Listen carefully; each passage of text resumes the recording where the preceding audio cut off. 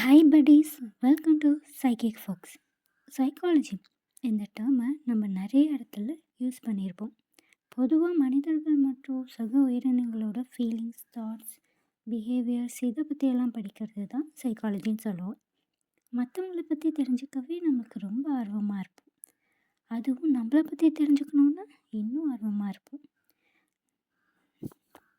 நம்மளை பற்றி நம்மளே கண்டுபிடிச்ச நிறைய இன்ட்ரெஸ்டிங்கான விஷயங்களை பற்றி தான் நம்ம சேனலில் தெரிஞ்சுக்க போகிறோம். ஸோ சைக்காலஜியோட ப்ரீஃப் ஹிஸ்ட்ரி சொல்லிடுறேன். வில்ஹம் ஹான்ஸ்ன்றவர் ஆகஸ்ட் 16, 1832 பிறந்திருக்காரு. அவர் ஒரு ஜெர்மன் ஃபிசியாலஜிஸ்ட். வில்ஹம் ஹான்ஸ் தான் ஃபாதர் ஆஃப் சைக்காலஜின்னு சொல்லுவோம். ஏன்னா இவர் தான் ஃபர்ஸ்ட் சைக்காலஜி லேப் ஜெர்மனியில் இருக்கிற லிப்சிங்கிற ஊரில் 1879 எஸ்டாப்ளிஷ் பண்ணார். இவரை தொடர்ந்து தான் நிறைய பேர் சைக்காலஜியில் இன்ட்ரெஸ்ட் காட்ட ஆரம்பித்தாங்க. நம்ம எல்லாருமே டெய்லி லைஃப்பில் இன்னர் பேட்டில்ஸை ஃபேஸ் பண்ணிட்டு தான் இருப்போம். ஒரு விஷயத்தை செய்கிறதுக்கு முன்னாடி அதை செய்யலாமா வேணாமான்னு நிறைய யோசனைகள் வரும். இது ரிலேட்டடாக ஒரு இன்ட்ரெஸ்டிங்கான பிரின்சிபல் பற்றி தெரிஞ்சுக்கலாம். சிக்மண்ட் ஃப்ராய்ட்ன்றவர் ஆஸ்திரேலியன் நியூராலஜிஸ்ட். இவரோட நிறைய எக்ஸாம்பிள்ஸ் கொஞ்சம் கான்ட்ரவர்சியலாக தான் இருந்திருக்கு. மற்றவங்க இவரை கொஞ்சம் விவகாரமான ஆளாக தான் பார்த்துருக்காங்க. ஆனால் இப்போ இருக்கிற most of the theories discover பண்ணுறதுக்கு இவரோட ஐடியாஸ் ரொம்ப ஹெல்ப்ஃபுல்லாக இருந்திருக்குன்னு சொல்கிறாங்க. சிக்மண்ட் ஃப்ராய்ட் கொடுத்த ஒரு தியரி தான் id, ego, super ego principle. ஒரு பர்சனோட பர்சனாலிட்டியை இந்த 3 விஷயத்தை வச்சு அனலைஸ் பண்ணலான்னு சொல்கிறாங்க. இட் அப்படின்னு ப்ரெஷர் பிரின்சிபல்னு சொல்லுவோம். இது மோஸ்ட்லி அன்கான்ஷியஸாக நடக்கும். ரொம்ப பேசிக் நீட்ஸ், நம்ம ஆசைகள் இதெல்லாம் ட்ரிகர் பண்ணுறது தான் இதோட மெயின் வேலையே.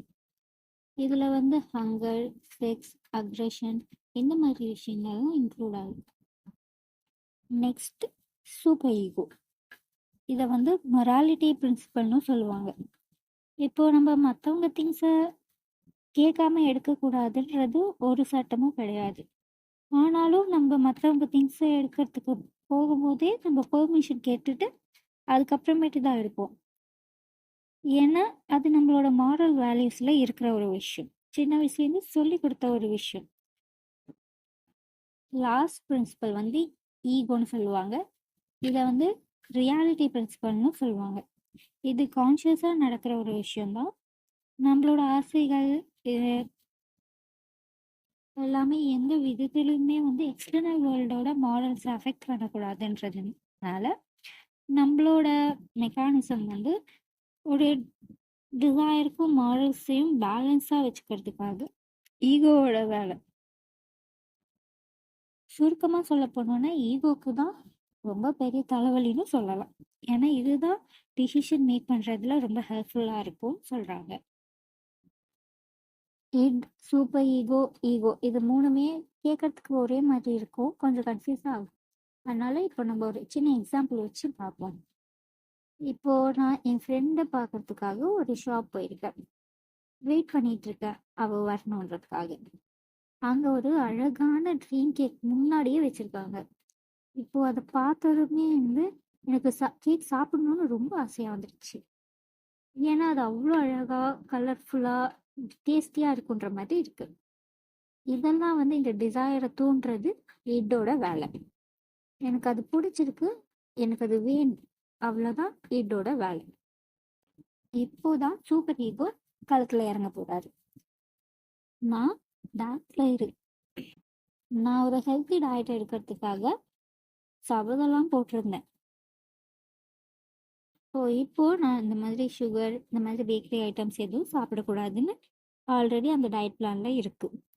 இப்போ நான் அந்த கேக்கை சாப்பிட்டா எனக்கு கில்ட்டி ஃபீலிங் ஆகும்னு சொல்றாங்க.